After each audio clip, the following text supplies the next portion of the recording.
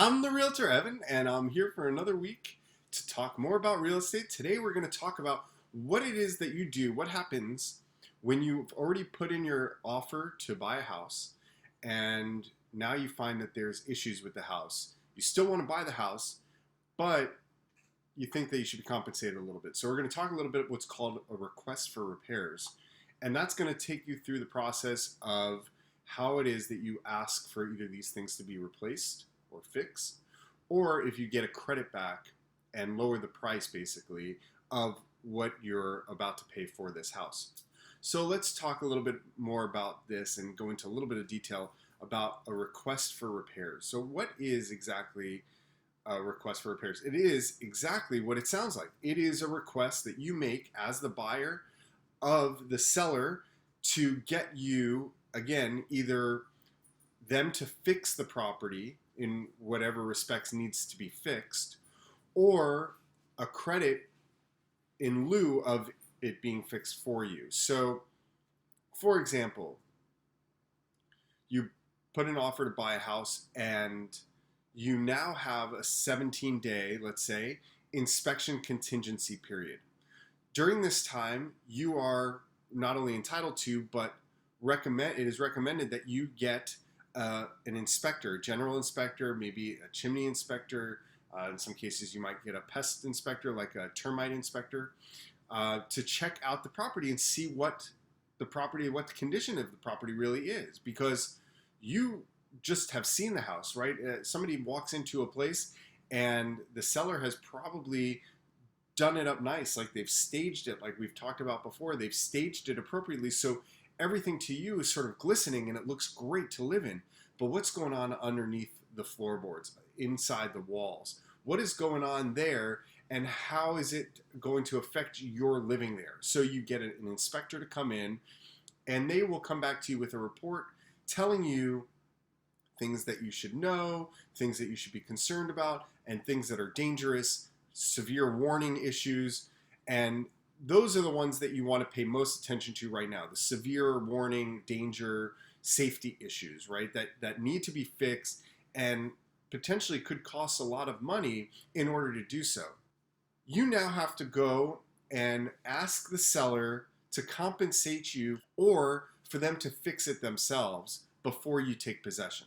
Now, let's not forget you're in escrow, right? So there is a finite period of time in which you can get this stuff done before you close on the property and take possession of the house. So during this period of escrow, the seller still owns the place. So they are able to go in and fix the property and do whatever they need to do in order to get it up to code. So if you ask them for a request for repairs and there is the time within escrow for them to actually fix this, to get a contractor to fix it and prove that it's done before escrow closes, then chances are that's probably the best bet. So that way there's no exchange of money, there's no negotiation as to how much it would cost, and you can try to get it done.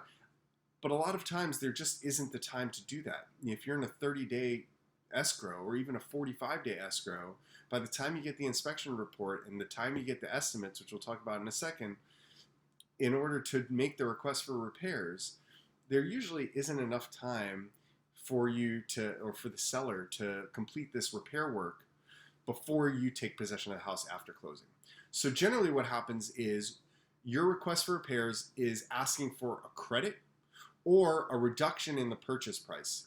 But what's going to happen is that you're going to take this inspection and you're going to say, well, we need to now figure out how much it's going to cost to fix the stairs, how much it's going to cost to fix the electrical, and how much it's going to cost to fix the plumbing. Because these are the three key issues we want to make sure gets fixed before we move in. So you're going to hire a general contractor, an electrician, and a plumber to come out and do a scope of work and give you an estimate on how much those three jobs are going to come back and cost. Let's say, just to keep the math simple, they each come back and say it's going to cost $15,000. Your agent will then write up what's called the request for repairs. The agent will send that over to the seller along with the inspection report that showed that these were concerns, as well as the three estimates that show that it will cost $15,000 each in order to get this work done and bring it up to code. There may be a little bit of a negotiation. The seller might come back and say, I didn't want to sell this property for that little. So they may come back with a response to the request for repairs. You can try to, give another response and negotiate back and forth. Usually, in my cases, when I'm on the seller side, I try to make it a hard and fast. Either take it or leave it. We have backup offers that are willing to do it. So be careful if you're the buyer that this might be a take it or leave it situation. You might want to discuss that with your agent. Hopefully they have a good handle as to whether or not the seller's going to be willing to negotiate now, even after all the negotiation that happened before you got into contract. Are they willing to negotiate at this point, or are they just going to drop it after that? So that's a request for repairs. That's how you make sure you get a property that's up to code, that is what you're expecting to pay for, and you're not going to have to move in, pay full price for a property, and then have to do a whole lot of work on top of it. If you have any questions, feel free to just drop a comment below. I'll be sure to answer those questions, or shoot me an email at therealtorevan@gmail.com. As always, hope to see you next time. I'm the Realtor Evan. Have a good day.